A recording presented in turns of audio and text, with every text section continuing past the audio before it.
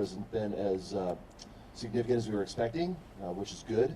And that has given us an opportunity for our crews to make a lot of great progress throughout this fire. So starting in our north zone part of the fire, again, a lot of good work up there. You see this Xing on the line, and that's a control line that's been established and verified. So we have a really good set of control lines being worked on the north end of the fire throughout the entire north, and then down on the coast, some of the fires, it's actually self-mitigated in the fact that it's burning some lighter fuels, and with the increase in the humidities and so forth, the fire's actually extinguished itself. So that's very good. Around Davenport, haven't seen any movement of the fire. It is still hung up on the ridge top. It's something that once we get more resources, we're going to go directly after, but we do have a good control line around that community and protecting that community as well. On the south end of the fire, we have continued to improve the control lines along the south end. We have this really good control line that runs from Highway 1 to Highway 9. We have a secondary that we put in. We did a little burnout operation in that southern part of the Bonnie Dune area, and that widened and improved our line tremendously. So it created a very good control line to the south, a primary, and then a secondary. So that really, really puts an excellent protection for Santa Cruz and the UC campus. I won't say that they're completely 100% out of any sort of danger, but we are very confident that these lines are going to hold and do what we need them to do. Moving up the fire in the Felton area, fire's still well up on the ridge. Felton is still looking pretty good. Again, we proceed with caution with the weather event as we continue through that until that is completed with the red flag warning. The Highway 9 corridor, the thing about that, we've been able to establish some lines and are continuing to establish some lines. Are they as robust as we'd like them to be? No, absolutely not. They're primary. They were established very rapidly to try to keep the fire in check. We're just kind of doing a bump and run type technique, and a technique in which we just try to push or hurt the fire, like I've said before. So with that, it's not the kind of line that we would traditionally put in where it's very robust, solid, and is going to hold fire, and then we can follow up with other suppression tactics. So therefore, with that, and due to the topography, very steep, extremely rugged terrain, lots of ravines and canyons and that sort of thing, drainages, very difficult for us to work in. It's not how we traditionally establish our lines, not where we like to put our lines. They give us the best advantage, but we do with what we're dealt, and we're giving it our best shot based on that. So we'll work with what we put in the best we can. As a result of that, what we're going to see, and you will see, we'll have little setbacks here and there. There's nothing that's pushing or threatening directly to the community, but people may see, now that the air is cleared a little bit more, some flames and so forth. That's going to be normal. You're going to see that because we have not fully extinguished this fire. We're far from that at this point. Again, heavy fuels, this rugged terrain, to put those lines in, to hold them and establish them is going to take time. So there has to be a bit of patience. But any flare-ups that we do get, we move our resources back there, we fall back as we can, take care of these things where the hot material may roll out onto the steep terrain, burn back up into the berm itself. That's going to happen. You're going to see that. But it's something that we can easily jump upon, and we can start mitigating and keep it from getting further down onto the Highway 9 corridor. There are a few points where it's come down and touched the Highway 9 corridor in areas without structures. That's fine. Highway 9 is a good place to kind of stop that, and that part of the fire is extinguished. So now that brings a nice solid control line, if you will, right there along Highway 9 as well. So we're going to continue that. That process is going to be painstakingly long. It's going to take time. It's going to take a lot of effort, take a lot of work to do it, to establish a very solid control line. We're working diligently to do that. Bonnie Dune area, again, very difficult because of the number of structures that are dispersed throughout that area.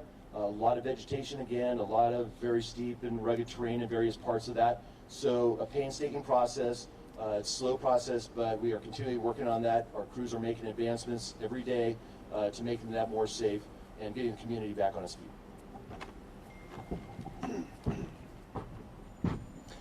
Speaking next from the Santa Cruz County Sheriff's Office is Chief Deputy Clark. Good morning.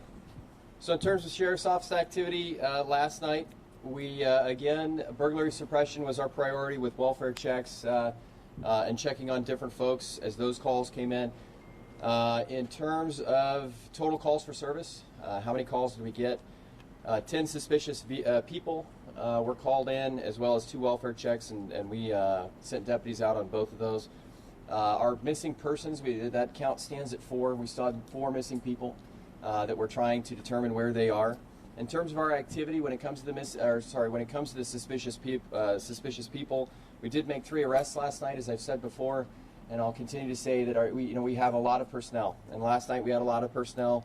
Today, moving forward, we're going to have 79 total personnel, 33 from our office, and again, I can't speak more highly of our local agencies and agencies over the hill that contributed 46 to that total today. So 79 total personnel that'll be out looking for people that should not be in the evacuation area or looking to prey on other people who've already evacuated. So kind of in that vein, last night there were 3 people, or 4 people rather, 3 in which we arrested. 2 people arrested, contacted. They had warrants. They were taken to jail, arrested for those warrants, and then also charged with being in a closed evacuation area, as well as a lady that was seen walking around with a backpack. She was from San Francisco, not from the area, and was arrested for being in a closed evacuation area.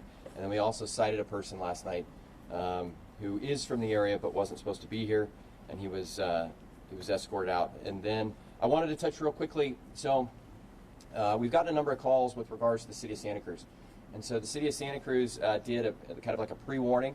I believe they went door to door. Great thing to be prepared, but I wanted to reiterate, there's no imminent fire danger right now to the city of Santa Cruz, and so CAL FIRE's done a great job of kind of securing that southern border.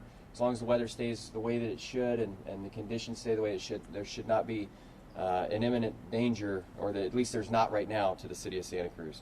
And then lastly, there's been a lot of interest in the wallet that was stolen from the firefighter, and again, I think we're all kind of blown away that somebody would actually steal from someone that's out there trying to help. But we have a detective and are dedicated to that case, so we're looking into it. We're running down leads, and I guarantee if we can find out who did this, that person's going to jail. So anyway, that's an update on our activity. Thank you. And speaking next from the San Mateo County Sheriff's Office is Saul Zuno. Good morning. Right now, no significant changes for San Mateo County.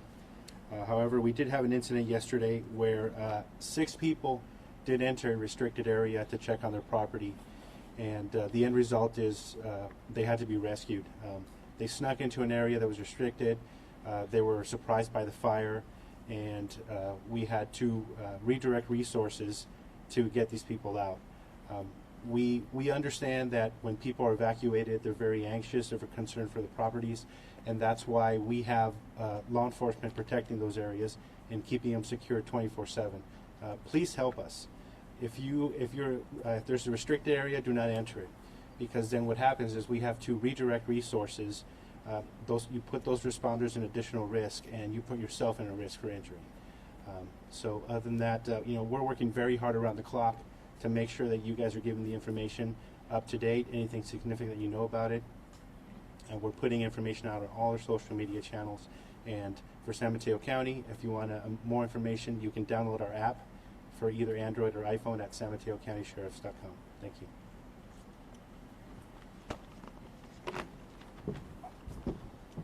And speaking next, one of the Unified Incident Commanders, CAL FIRE Incident Management Team 3, Incident Commander Billy C. Good morning. Obviously, over the last 48 hours, we've had a lot of success, a lot of small wins, and they're starting to add up to larger wins on this incident. We continue to increase our personnel numbers assigned to this incident, as well as engines and crews, and we will continue to do that until we have sufficient resources at the incident to mitigate the entire perimeter. Obviously, Mother Nature's helped us quite a bit.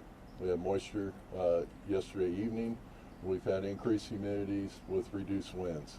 My operational folks on the ground have taken advantage of those opportunities that Mother Nature has presented us, and have worked extremely hard to develop what we have currently. and we will continue to progress as long as the conditions remain the same or improve. Obviously, we're still vigilant to what occurred over the last 7 days and what type of weather pattern we're in, what kind of winds we had, what kind of drop in humidities we had. And we'll be watching that closely, and we'll be prepared to be proactive if those conditions resurface during the next week to 2 weeks, so we can be aggressive with maintaining our perimeter and reduce the risk both to all the communities that are endangered and all the infrastructure that is out there. Thank you. And our final speaker, CAL FIRE San Mateo Santa Cruz Unit Chief Larkin. Good morning. It's nice to see we've got a little bit of weather being an advantage, helping us take advantage of those opportunities where we can get people into the fire now and start to actually get some action that is positive as you see the increase with containment is there. I want to just focus a little bit on what Sergeant Zuno said. We have people that are still trying to get in to see if their properties are there. Both San Mateo County and Santa Cruz County are working diligently. They're establishing websites that will be able to provide the public information on the status of their residents. We currently have numerous teams of inspectors out there looking at each of the properties, gathering information so that we can get that out to the public as soon as possible through both the counties, so that you can have an idea of what you have left or if your property was undamaged. So please be patient with us as we get this information out to you. We need to make it sure that it's safe for our inspectors to get into the areas so that they can assess the damage that occurred. Thank you.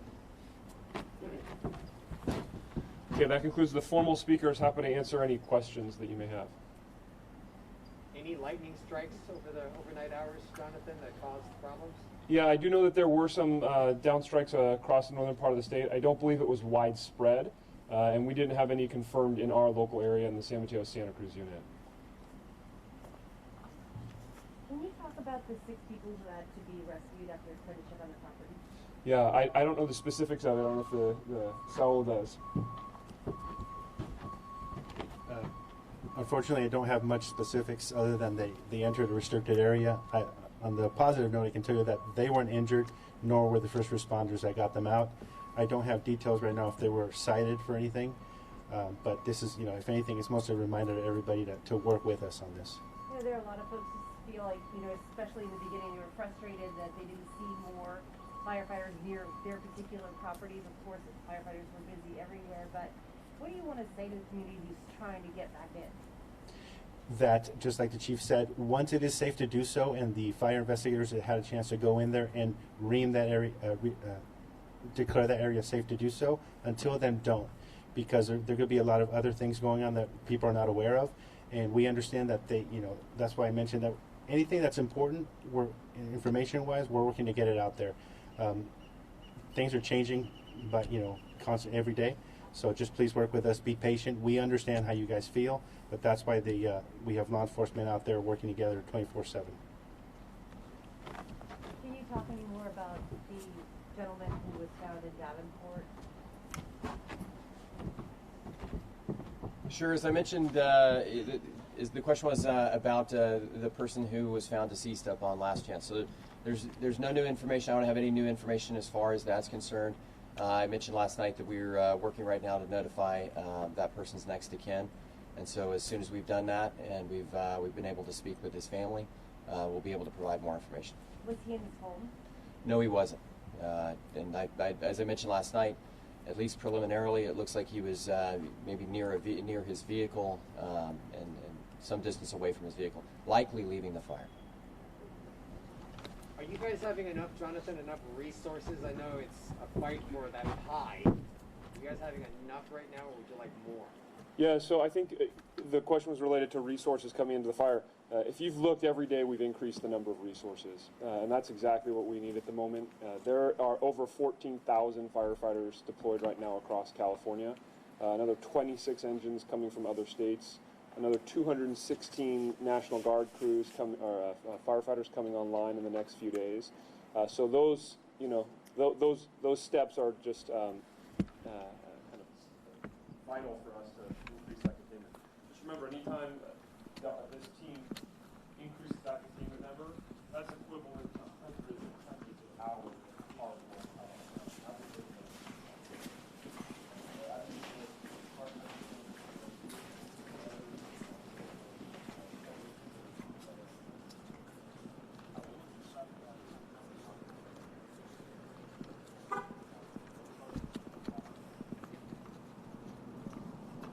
I'm Will Tran asking the dumbest questions on the planet. Seriously, no, we have the exact amount of resources we need now. Any I mean, other we're just firefighter is sending us, we gotta send them home. right. I'm not listen for days to say resources are strapped. God. Oh no, not Will. God bless.